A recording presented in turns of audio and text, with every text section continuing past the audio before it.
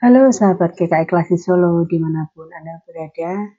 Sebelum hari ini kita melakukan aktivitas kita hari ini, marilah kita bersama-sama merenungkan firman Tuhan. Marilah kita berdoa. Tuhan Yesus yang baik, kami sangat bersyukur untuk pagi hari ini ya Tuhan. Kami bersyukur untuk berkat-Mu jika pada pagi hari ini kami boleh kembali bangun dan kami boleh kembali menikmati kasih dan anugerah-Mu dalam hidup kami. Jika sebentar ya Tuhan, kami akan memulai aktivitas kami masing-masing dan sebelumnya kami datang ke hadirat-Mu untuk bersama-sama merenungkan firman-Mu ya Tuhan. Bukalah hati dan pikiran kami, ajarlah kami supaya kami bisa mengerti apa yang ingin Engkau ajarkan kepada kami, sehingga kami bisa melakukannya dalam kehidupan kami setiap hari. Terima kasih ya Tuhan, hanya di dalam nama Tuhan Yesus kami sudah berdoa. Haleluya, amin.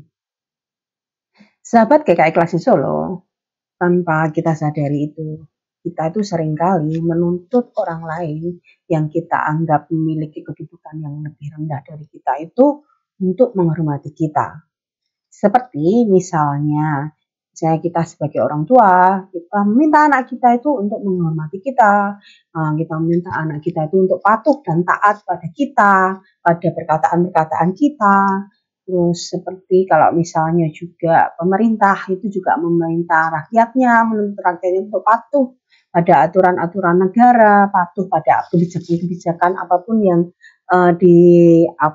dikeluarkan oleh pemerintah. Terus juga seperti misalnya jemaat juga diminta untuk patuh apa kata pendeta, apa yang diajarkan oleh pendeta, aturan-aturan apa yang dikeluarkan oleh majelis. Dan juga kalau misalnya kita guru, kita juga punya murid, kita juga meminta murid kita itu untuk taat dan patuh pada guru. Ya memang benar, memang demikian. Anak menghormati orang tua itu memang hal yang baik dan memang sudah seharusnya. Tetapi bagaimana mungkin anak bisa menurut kepada orang tua jika orang tuanya saja tidak mengasihi anaknya? Nah, Rasul Paulus di dalam Efesus pasal yang ke-6 ayat yang ke-1 sampai yang ke-10 menuliskan demikian. Hai anak-anak, taatilah orang tuamu di dalam Tuhan, karena demikianlah yang benar. Hormatilah ayahmu dan ibumu. Ini adalah suatu perintah yang penting. Seperti yang nyata dari janji ini, supaya kamu berbahagia dan panjang umurmu di bumi. Hai bapak-bapak, janganlah bangkitkan kemarahan anak-anakmu, tetapi didiklah mereka di dalam ajaran dan nasihat Tuhan. Hai hamba-hamba, taatilah Tuhanmu yang di dunia ini dengan takut dan gentar dan dengan tulus hati, sama seperti kamu taat kepada Kristus. Jangan hanya di hadapan mereka saja untuk menyenangkan hati manusia, tetapi sebagai hamba-hamba Kristus yang dengan segenap hati melakukan kehendak Allah dan yang dengan rela menjalankan pelayanannya seperti orang-orang yang melayani Tuhan, bukan manusia. Kamu tahu bahwa setiap orang, baik hamba maupun orang merdeka, kalau ia telah berbuat baik, ia akan menerima balasannya dari Tuhan. Hai tuan-tuan, perbuatlah demikian juga terhadap mereka, dan jauhkanlah ancaman. Karena kamu tahu bahwa Tuhan mereka dan Tuhanmu ada di surga, dan ia tidak memandang muka. Akhirnya, hendaklah kamu kuat di dalam Tuhan, di dalam kekuatan kuasanya. Sahabat GKI Klasi Solo, ayat yang kita baca hari ini itu memang benar berkata bahwa anak itu harus menghormati orang tuanya, hamba harus taat pada tuannya. Tetapi jika kita membaca dengan seksama, relasi yang dikatakan oleh Rasul Paulus ini bukanlah relasi yang satu arah, bukanlah relasi anak saja yang harus taat kepada orang tuanya, bukan hanya relasi hamba saja yang harus taat kepada tuannya dan yang lain-lainnya. Tetapi relasi yang ingin ditunjukkan oleh Rasul Paulus ini adalah relasi yang seimbang. Bukan relasi yang timpang, bukan relasi yang berat sebelah, bukan relasi yang satu arah, tetapi relasi yang seimbang. Sebab baik yang seharusnya dihormati maupun yang menghormati sama-sama harus melakukan kewajibannya, yaitu adalah melakukan kebaikan. Anak diminta untuk menghormati orang tua supaya ia berbahagia nanti di bumi. Tetapi orang tua tidak diperbolehkan membangkitkan kemarahan anak-anaknya dan bahkan harus mendidik mereka di dalam ajaran dan nasihat Tuhan. Begitu pula dengan relasi hamba dan tuan. Hamba memang benar diminta untuk menaati tuannya sama seperti taat kepada Kristus.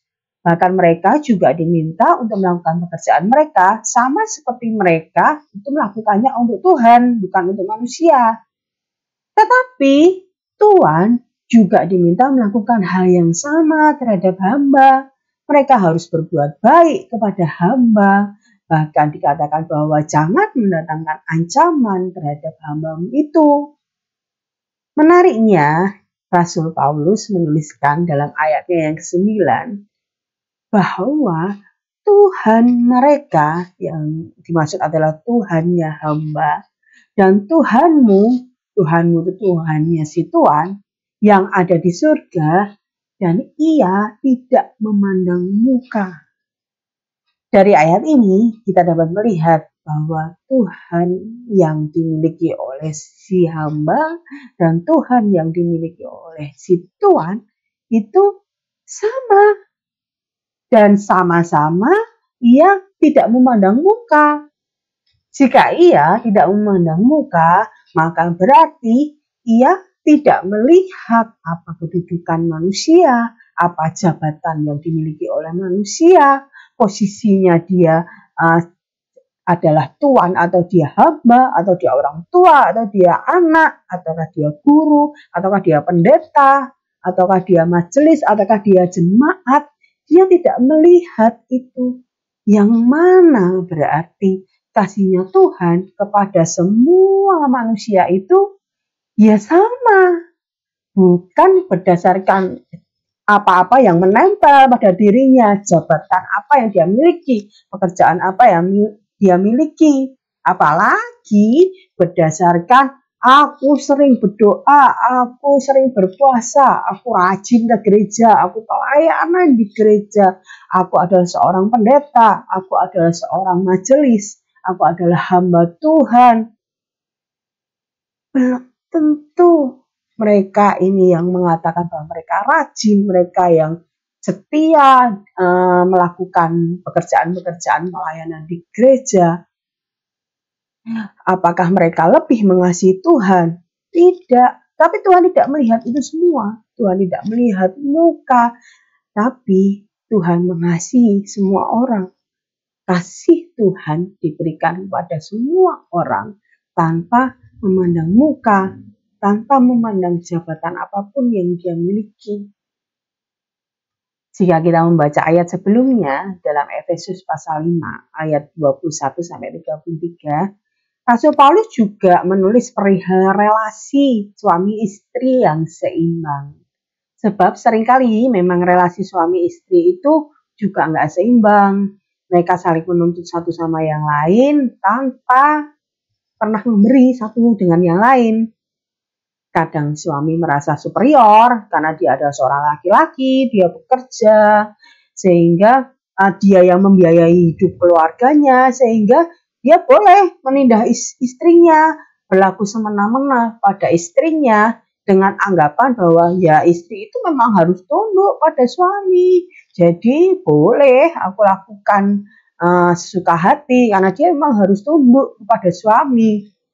Tapi ingat bahwa istri memang benar harus mengasihi suami seperti istri harus tunduk kepada suami sama seperti ia tunduk kepada Kristus.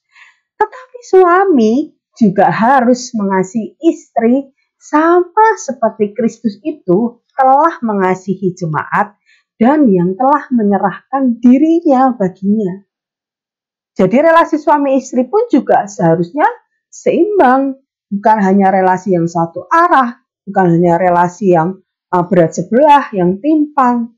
Bahkan menurut saya dalam Efesus pasal 5 ayat 21 sampai 33 ini justru tugas suami itu jadi lebih berat, sebab ia harus memiliki kasih kepada istrinya itu, kasih yang sama yang dimiliki oleh Kristus yang diberikan kepada jemaatnya, yaitu yang sampai mau memberikan nyawanya bagi jemaatnya. Sahabat GKI Kelas Solo, sebelum kita itu menuntut orang lain menghormati dan mengasihi kita, marilah kita berkaca, marilah kita menilik dalam hati kita masing-masing. Sudahkah aku berbuat kebaikan kepada orang lain? Ayat firman Tuhan hari ini mengajarkan kepada kita, apapun posisi kita hari ini, jabatan apapun yang kita miliki, pelayanan apapun yang sedang kita lakukan hari ini, marilah kita bersama-sama mewujudkan relasi yang seimbang, yaitu relasi yang saling memberi. Apa yang diberi, salinglah memberi kasih. Amin. Mari kita berdoa. Tuhan Yesus, kami bersyukur bahwa hari ini Engkau mengingatkan kami. Kami sadar ya Tuhan bahwa seringkali kami terlalu banyak menuntut orang lain, meminta orang lain mengasihi kami terlebih dahulu, meminta orang lain menghormati kami terlebih dahulu. Tetapi kami seringkali tidak berkaca pada diri kami, tidak menilik ke dalam hati kami masing-masing. Apakah kami sudah mengasihi orang lain? Apakah kami sudah berbuat kebaikan kepada orang lain? Ya Tuhan, kami sadar bahwa kami ini adalah manusia yang penuh dengan dosa. Manusia yang penuh dengan ketidaktahuan, dan yang seringkali kami berjalan sendirian menurut akal dan pikiran kami dan tidak mengandalkan Engkau. Ya Tuhan, kami menyerahkan hidup kami seluruhnya ke dalam tangan-Mu ya Tuhan. Biarlah kami bisa mewujudkan relasi yang seimbang di dalam dunia ini. Sehingga banyak orang menyadari dan merasakan bahwa kerajaan-Mu itu telah hadir dalam dunia ini. Dan kami bisa menjadi saksi-Mu ya Tuhan dimanapun kami berada. Ajarlah kami ya Tuhan supaya kami memiliki hati yang rendah hati. Sehingga kami mau terus-menerus Engkau ajar. Sehingga kami mau terus-menerus merasa bahwa kami tidak bisa melakukan apapun tanpa Engkau. Terima kasih ya Tuhan, jika sebentar kami akan melakukan aktivitas kami, biarlah Engkau yang memimpin kami, supaya apapun yang kami lakukan hari ini dapat memuliakan nama-Mu dimanapun kami berada. Ya Tuhan Yesus, terima kasih atas berkat-Mu dan kasih sayang-Mu. Hanya di dalam nama-Mu kami sudah berdoa dan mengucap syukur. Haleluya, amin.